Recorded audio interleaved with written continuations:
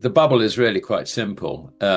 You never have an even increase in the amount of credit in the economy. And, when things look sort of better, banks tend to increase their balance sheet leverage by creating loans, which creates credit in the economy. There comes a point where that gets a little dangerous, and then banks think, well, we've got too much risk on our balance sheet. And the two ways in which they can compensate for that, basically, are to lend money to the government rather than the private sector, and also to increase the rate, the interest rate, which they request private sector actors to pay. And that leads to, if you like, a turnaround in the economy. So, you have an economy which, is expanding, and then suddenly it starts contracting, as it were.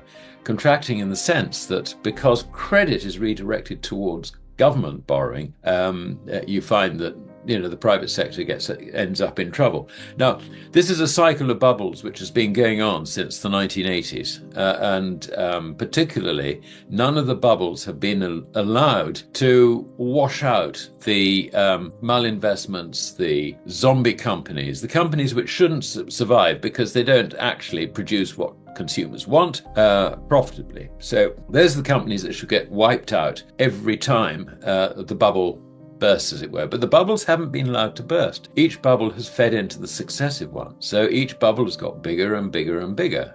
And we saw a very big bubble accumulate by the time 2008, 2009, which manifested itself in a property crisis. That bubble was never allowed to burst. I mean, the Fed sat there with its checkbook and said, right, open check. Anyone who needs money, we'll give it to them. And it was followed by crises in Europe. You had Cyprus, you had Greece, you had, all these things started going horribly wrong. And again, the ECB said, whatever it takes. That was Mr. Draghi's mantra. So what we now have is we have the accumulation of all these bubbles into one big bubble. And the symptoms of it are really quite clear. I mean, you look at the valuation of equities on Wall Street. They're chasing the Magnificent Seven, the big tech stock, on a momentum basis, not on a value basis. I mean, if value came into it, you'd be selling Tesla, for example. Donald Trump's turned around and said, I don't go for this climate change rubbish. We're withdrawing from the Paris Agreement. Further, we're going to hit China with tariffs. Where are Tesla made? A lot of them are made in China. That market there is diminishing. That's a stock that should be sold under any normal value judgment. But instead it's at an all-time high. I think it will be sold. Of course it will. But so you can see that's an evidence of a bubble. There's a bubble, if you like, in the equities. And certainly, given that bond yields have already risen, this means that the valuation basis for the equity market is now more stretched than it was in the dot-com bubble back in 2000. I mean, that's quite something. You think that the behavior of people in that dot-com bubble was absolutely extreme. That's one aspect. Another aspect is the cryptocurrency phenomenon. I mean, Bitcoin. They're going up forever. What are you buying? You're buying some digits. I mean, we had. You could buy these sort of. I can't remember what they were called, but it was sort of electronic art. It wasn't even that. I can't remember what they called them. But people were paying silly money for nothing, and that's a sign of excess credit. And this is why you have inflation in the system. I mean, by inflation, what we mean actually is a decline in the purchasing power of currency. And that's going to continue. So as to where we are in this bubble, I think we're on the verge of it beginning to collapse. I mean, I think it's topping out. What will make it collapse is the next rise in bond yields. At the moment, having had a bit of a rise, they're consolidating. They've come back a little bit. They will go higher again. And as they go higher, the whole of the credit, the gigantic credit system will come under threat. And the first thing we'll see is that there will be a massive bear market in equities. Lots and lots of money will be lost. And I think we'll also see cryptocurrencies come down as well, because crypto are correlating very nicely with, the Magnificent Seven tech stock. It's quite clear that the people who've been gambling in Bitcoin are the same people who gamble in those stocks. It's like a tech stock, if you like. So I think we're going to see that. That's going to be the first sign of it. But rising interest rates, rising bond yields are basically going to undo government finances big time. because governments, and particularly the United States, with a debt to, with a debt to GDP of around about 125, 130%, and the economy is not being productive. This is the other thing, Lucian. Congressional Budget Office came out with figures earlier this month. It's estimates for GDP and for the deficit. What we're looking at, I mean, realistically, the deficit is going to be about 8% of GDP. They reckon that GDP will grow by 4.5%. Virtually all the deficit is spent into GDP. So what we're seeing is, if you take the government spending out of GDP, the private sector is actually contracting in America. So this is actually, you do the same sum with most of the other G7 nations. And you'll find that France in particular, bad news. Britain, bad news.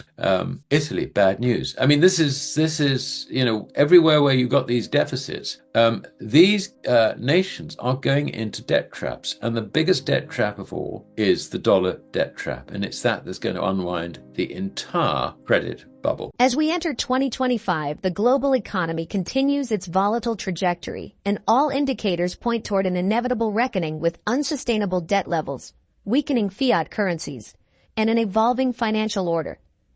The trends we saw in 2024, mounting inflation, de-dollarization, and growing distrust in central banks, are accelerating at a rate most people fail to comprehend. The very foundations of the Western financial system, built on the flawed premise of unlimited money printing, are showing unmistakable signs of collapse. But while the mainstream financial media remains fixated on the stock market, central banks and institutional investors worldwide are making a decisive shift toward gold and silver. The narrative around the BRICS nations has evolved significantly, with countries like China, Russia, and even India quietly accumulating gold reserves at an unprecedented pace. Many people mistakenly believe this is just routine central bank behavior. In reality, it signals a deliberate move away from dependence on the US dollar. These nations understand that Western fiat currencies are on borrowed time, and they are actively hedging against a financial implosion that seems all but inevitable. Yet the average investor continues to ignore this historic shift, blinded by stock market euphoria and the illusion of economic stability. The fundamental issue lies in the structure of the global debt markets. Government bonds, particularly U.S. Treasuries, were once considered risk-free assets. However, as debt-to-GDP ratios skyrocket beyond sustainable levels, investors are beginning to realize that these so-called safe assets are, in fact, a ticking time bomb. The U.S. government is now running trillion-dollar deficits at a time when interest rates remain elevated. This means that servicing the national debt will require either severe austerity measures, politically impossible, or further money printing, inevitable. When given the choice between fiscal discipline and inflation, governments will always choose inflation. And that is precisely why gold and silver will be the only reliable stores of value in the years ahead. One of the most overlooked aspects of gold accumulation by central banks is the potential for a formal revaluation of gold. Historically, gold has been revalued multiple times to counteract financial crises, most notably in 1934 and 1971. As the credibility of fiat currencies erodes, we may see a similar event unfold, one where central banks deliberately push gold prices higher to stabilize their balance sheets. Many analysts believe that gold should already be priced significantly higher based on the sheer volume of money printing that has occurred over the past decade. If gold were to be fully revalued against global money supply, we could easily see prices exceeding $10,000 per ounce. Such an event would not be without precedent. In the 1970s, gold surged from $35 per ounce to over $800 as inflation spiraled out of control. Given today's vastly larger money supply, the next gold bull run could be even more explosive. Silver, often referred to as gold's more volatile cousin, is poised for an even greater breakout.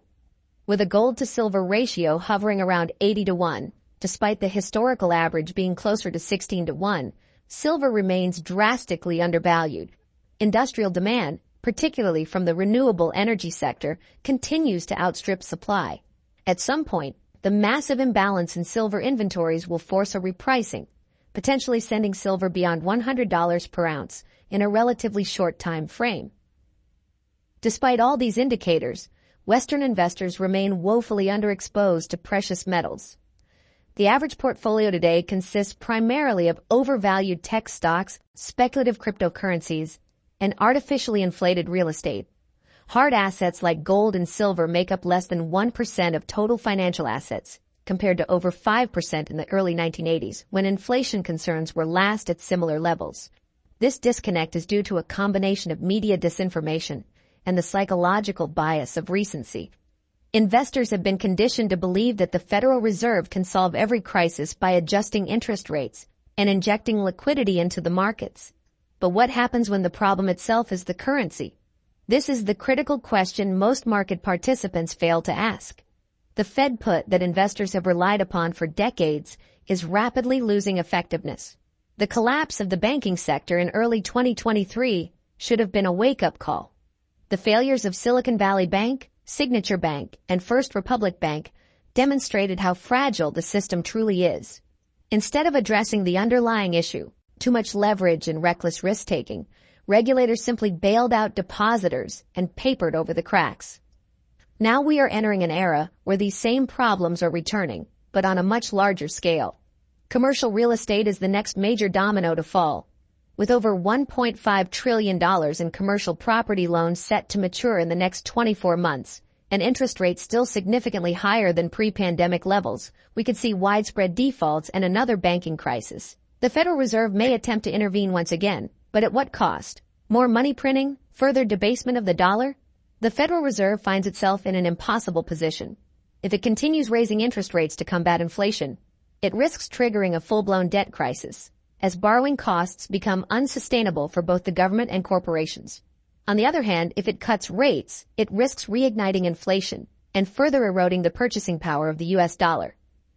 Recent FOMC statements suggest that policymakers are leaning toward pausing rate hikes, which is effectively a signal that inflation will remain a persistent issue. Remember, the Fed is not in control of inflation. The market is. And as investors lose faith in fiat currencies, the shift toward hard assets like gold and silver will accelerate. A growing concern among precious metal investors is the possibility of another gold confiscation, similar to what occurred in 1933 under Executive Order 6102. While such a drastic measure may seem unlikely in the modern era, desperate governments have been known to take extreme actions when their survival is at stake. The good news is that physical gold held outside the banking system remains one of the best ways to preserve wealth under any financial regime. Silver, due to its industrial applications, is less likely to be targeted by government confiscation. This makes it an even more attractive investment for those looking to hedge against systemic risks. Additionally, silver's affordability compared to gold makes it an ideal asset for everyday transactions in a post-fiat world. The reality is that we are living through one of the most significant financial transitions in history. The U.S. dollar, once the unquestioned global reserve currency, is losing its dominance. Inflation is not transitory, it is structural. The purchasing power of fiat money is being eroded at an accelerating pace. And yet, most people remain oblivious to these dangers, lulled into complacency by manipulated markets and government propaganda. Gold and silver have stood the test of time as true stores of value. They have preserved wealth through every economic collapse, every hyperinflationary episode, and every financial crisis in recorded history. As 2025 unfolds, those who position themselves correctly, by accumulating precious metals before the panic sets in, will be the ones who not only survive, but thrive in the new financial era. Western investors may continue to ignore the signs, but central banks, billionaires, and sovereign nations are preparing for what comes next. The only question is, will you be ready?